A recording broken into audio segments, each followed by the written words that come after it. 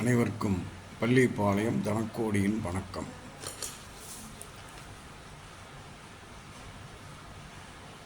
ஜோதிடம் பார்க்க ஆரம்பிக்கும் போது ஜாதகத்தை எடுத்தவுடன் கிரக நிலைகளை பார்க்க வேண்டும்.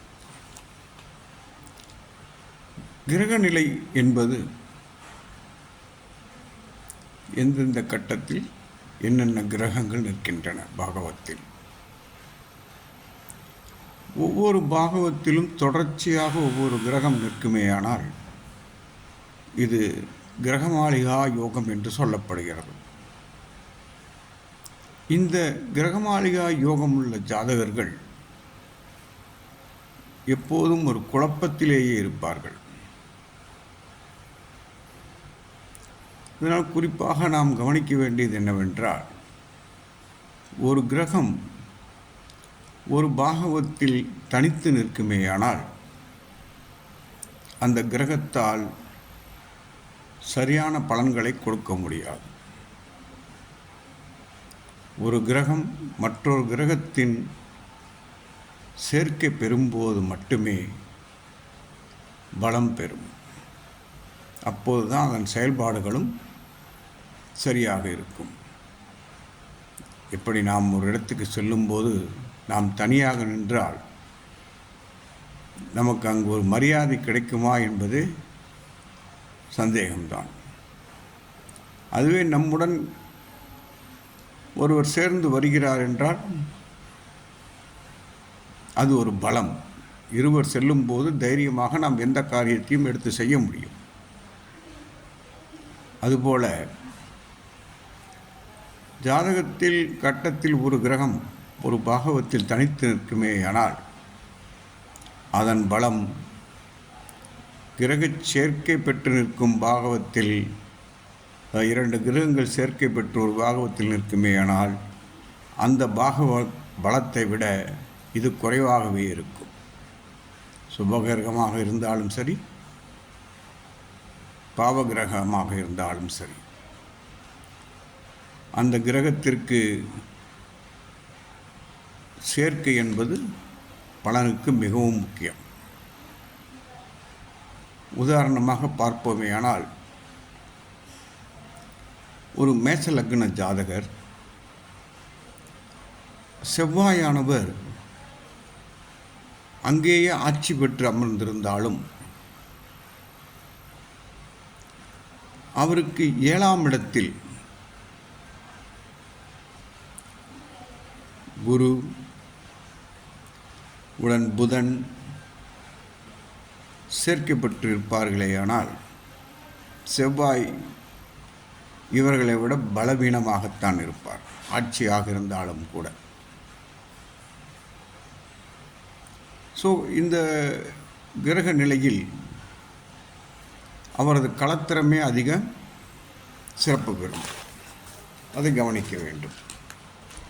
அதே போல 9ஆம் இடத்தில் சூரியன் நின்று செவ்வாய் 8ஆம் இடத்தில் நிற்பாரேயானால் லக்னாதிபதி 8இல் மறைகிறார். 9ஆம் இடத்தில் சூரியன் இருக்கிறார் எனும் பொழுது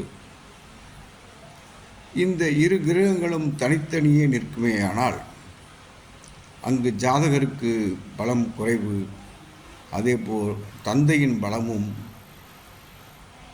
நிறைவாக இருக்கும் என்று சொல்ல முடியாது.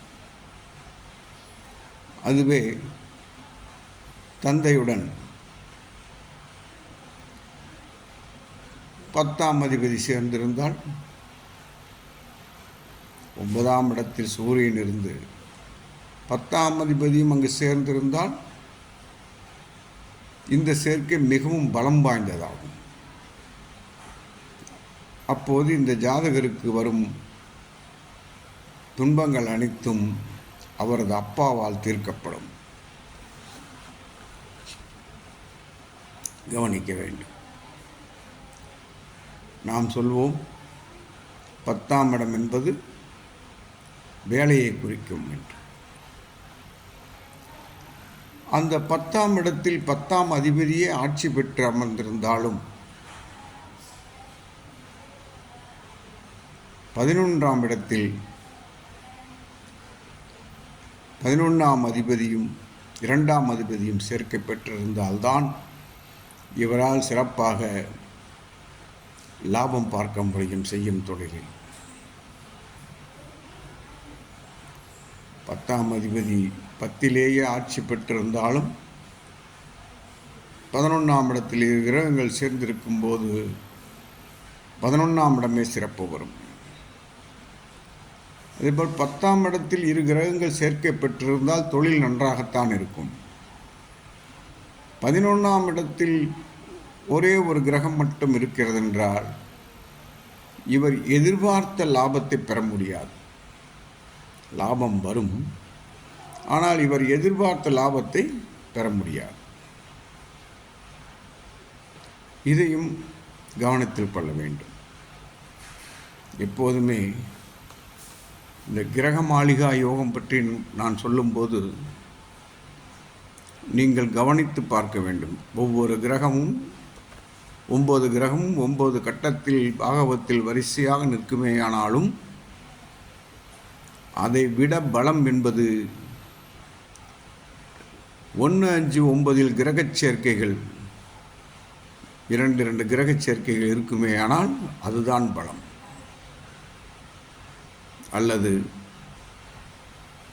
கேந்திரஸ்தானங்களில் 1, 4, 7, 10 4 கிரகம் இருந்து எந்த பாகவத்தில் 2 கிரகங்கள் இருக்கின்றதோ அந்த பாகம் சம்பந்தப்பட்டது அந்த ஜாதகருக்கு சிறப்பாக கிடைக்கும். கவனிக்க வேண்டும். பொருள் பாகமான 2, 6, 10 பொருளை கொடுக்கக்கூடியதாக இருந்தாலும் 2ஆம் அதிபதி 6ல் இருந்தால் எதிர்பார்த்த தனம் இருக்காது. ஆனால் அதே 2ஆம் அதிபதி 10ல் இருந்தால் தனவரவு இருக்கும்.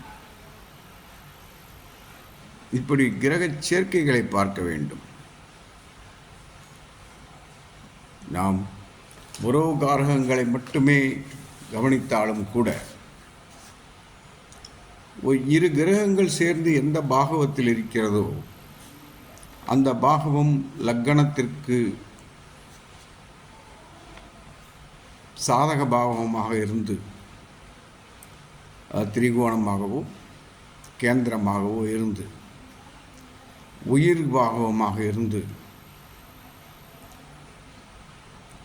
அதாவது ஒற்றைப்படை பாகங்கள் உயிர் காரகத்துவம் பெற்றது. அந்த உயிர் காரகத்துவத்தை 2 கிரகங்கள் இருக்கும்போது அந்த பாகவத்தில் அந்த உறவுகள் சிறந்த நட்புடன் இருக்கும். இதையும் கவனிக்க வேண்டும். மீண்டும் அடுத்த பதிவில் சந்திப்போம். நன்றி, வணக்கம்.